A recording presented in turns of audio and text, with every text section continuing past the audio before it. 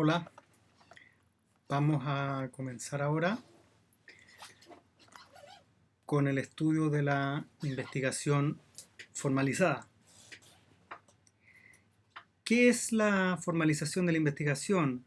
Bueno, es la comunicación que efectúa el fiscal a quien al imputado en presencia del juez de garantía sobre qué, se encuentra actualmente desarrollando una investigación en su contra respecto de uno o más delitos determinados.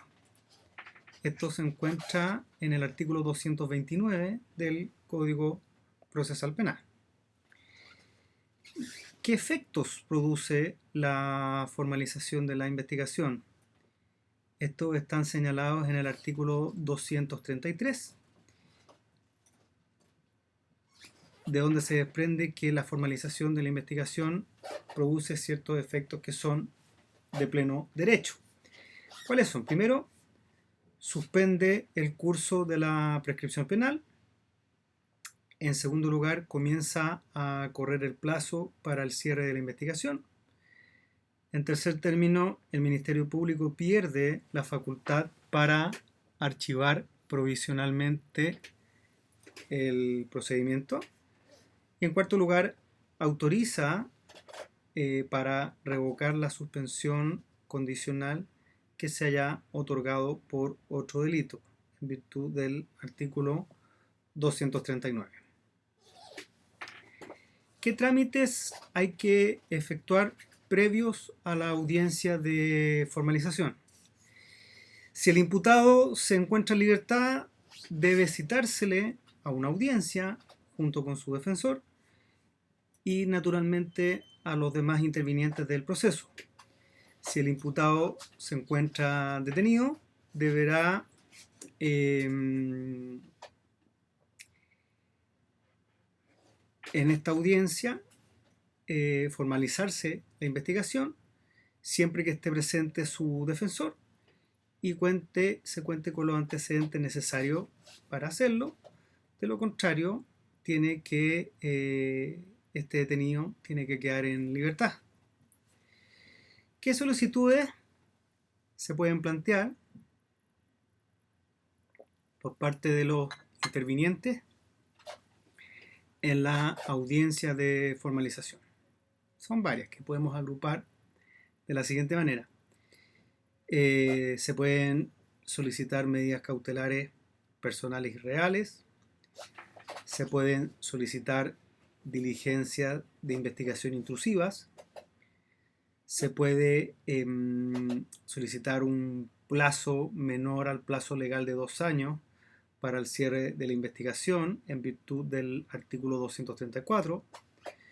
Se puede también solicitar el denominado juicio inmediato del artículo 235, que es un mecanismo de aceleración del juicio por el cual el fiscal solicita que la causa pase inmediatamente a juicio oral. En quinto lugar, se puede recibir prueba anticipada de testigos o peritos. También se puede aplicar el procedimiento simplificado en razón de la pena asignada por el delito. También se pueden solicitar salidas alternativas, por ejemplo, la suspensión condicional del procedimiento o acuerdo reparatorio. Y también se puede recibir la declaración del imputado. Vámonos a la suspensión condicional del procedimiento. ¿Qué es la suspensión condicional del procedimiento? Es un mecanismo procesal a través del cual el fiscal, con acuerdo del imputado, previa autorización del juez de garantía, se da término anticipado al procedimiento siempre que se cumpla con los requisitos legales y se dé cumplimiento a ciertas condiciones fijadas por el juez que permiten suponer que al imputado no se le volverá a atribuir la comisión de un delito. ¿Cuál es la oportunidad procesal para efectuar esta solicitud? puede plantearse durante toda la fase de investigación, desde que se formaliza la investigación hasta el cierre de la misma. Después de eso, solamente podrá solicitarse en la audiencia de preparación de juicio oral, según el artículo 245. El juez de garantía, naturalmente, debe pronunciarse sobre ello en audiencia.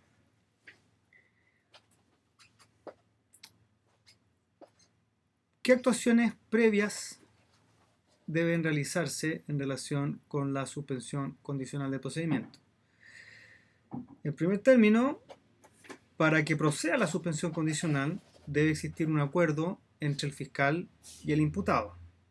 Sin perjuicio de esto, el querellante podrá ser oído e incluso podrá apelar en contra de la resolución que se otorgue en perjuicio de sus intereses. ¿Cuáles son los requisitos de procedencia para una suspensión condicional de procedimiento? Veamos el artículo 237. Primero, la pena que pudiera imponerse en concreto y no en abstracto, bueno, se discute. La pena que pudiera imponerse en el evento de dictarse sentencia condenatoria no debe exceder a 3 años de privación de libertad. En segundo lugar, el imputado no debe haber sido condenado anteriormente por crimen o simple delito. La aprobación del juez de garantía requiere del consentimiento informado del imputado y también la presencia de su defensor en la audiencia en que se ventile. Cumplidos los requisitos y aprobada por el juez de garantía, éste tendrá que fijar las condiciones que el imputado debe cumplir dentro de un plazo de observación que puede durar entre 1 a 3 años. Estas condiciones están mencionadas en el artículo 238 y no son de número cerrado, es decir, en ese artículo se mencionan qué condiciones se pueden cumplir, pero básicamente podemos decir que puede ser cualquiera, siempre y cuando no menoscabe las garantías fundamentales del imputado. El imputado puede retractarse en cualquier momento, sobre todo cuando las condiciones que se impongan se estimen como gravosas, sin perjuicio de la facultad de poderse solicitar la modificación de las condiciones impuestas. ¿Qué efectos produce la concesión de la suspensión condicional del procedimiento? En primer lugar, produce la suspensión del plazo para cerrar la investigación, mientras que el cumplimiento efectivo de las condiciones impuestas en razón de ella se estén produciendo. En segundo lugar, produce de pleno derecho la extinción de la acción penal, debiendo el tribunal dictar de oficio o a petición de parte el sobreseimiento definitivo. Naturalmente, una vez que se cumpla el periodo de observación, mejor dicho, una vez que se cumplan la o las condiciones pactadas dentro del periodo de observación. Y por último, no extingue las acciones civiles que derivan del delito. ¿Se puede revocar la suspensión condicional del procedimiento? Podrá revocarse. Artículo 239. De oficio o a petición de parte. ¿En qué casos? Primero, si existe una nueva formalización de la investigación contra el imputado por hechos diferentes. El imputado podrá oponerse a tal solicitud o podrá apelar de la resolución que revoque la suspensión condicional. También puede reclamarse en contra de las autoridades del Ministerio Público si la nueva formalización de la investigación fuese arbitraria. Y también se puede revocar por un incumplimiento injustificado, grave o reiterado de las condiciones impuestas durante el periodo de observación. Registro de la suspensión condicional del procedimiento. El Ministerio Público debe llevar un registro en el cual deje constancia de los casos en que se decrete la suspensión condicional del procedimiento, el cual será de carácter reservado, sin perjuicio del derecho de la víctima a conocer la información relativa al imputado, esto según el artículo 246. Vamos ahora a los acuerdos reparatorios, artículos 241 y siguientes. ¿Qué son los acuerdos reparatorios? Consisten en un acuerdo entre el imputado y la víctima, por el cual el imputado se obliga a reparar las consecuencias dañosas del hecho delictivo de una manera que resulte satisfactorio para la víctima, de manera que, aprobado por el juez de garantía, se extinga la responsabilidad penal. El fundamento de los acuerdos reparatorios es netamente político-criminal, es decir, es una manifestación de la idea de privatización de la persecución penal que se aplica en el caso de ciertos delitos en los que se estima, político-criminalmente, que el interés público comprometido es menor. ¿Cuáles son los presupuestos para que se pueda pactar un acuerdo reparatorio? Artículo 241.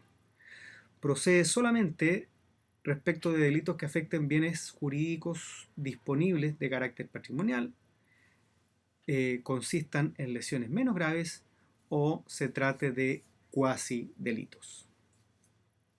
¿Qué trámites deben efectuarse para la aprobación de un acuerdo reparatorio?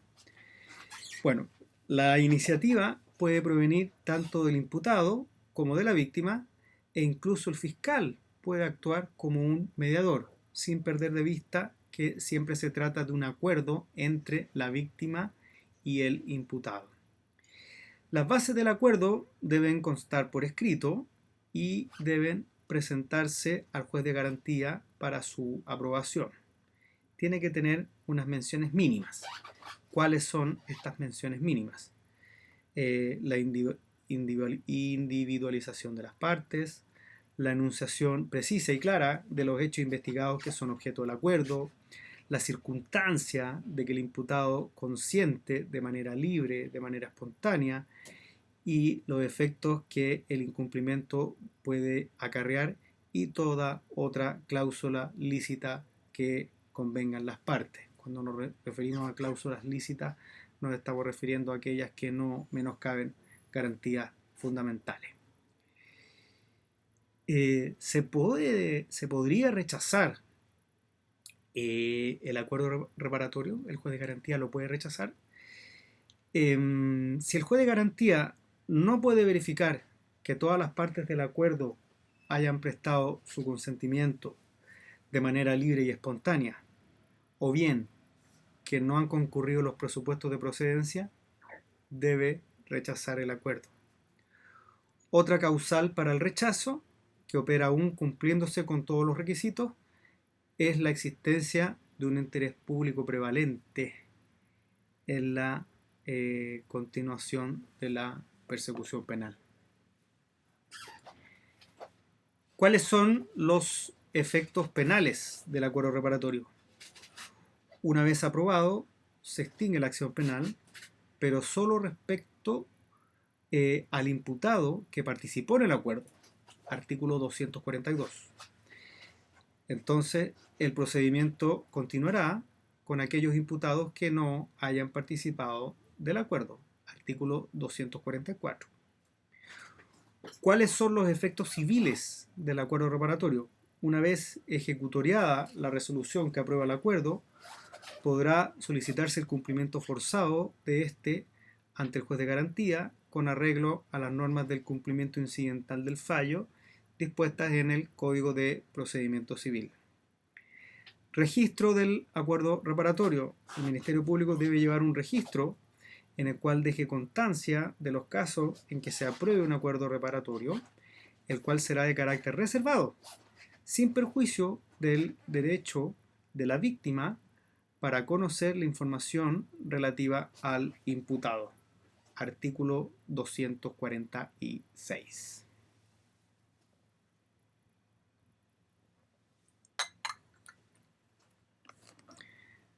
Con esto terminamos la investigación formalizada y vamos a pasar a la conclusión o cierre de la investigación en otro video.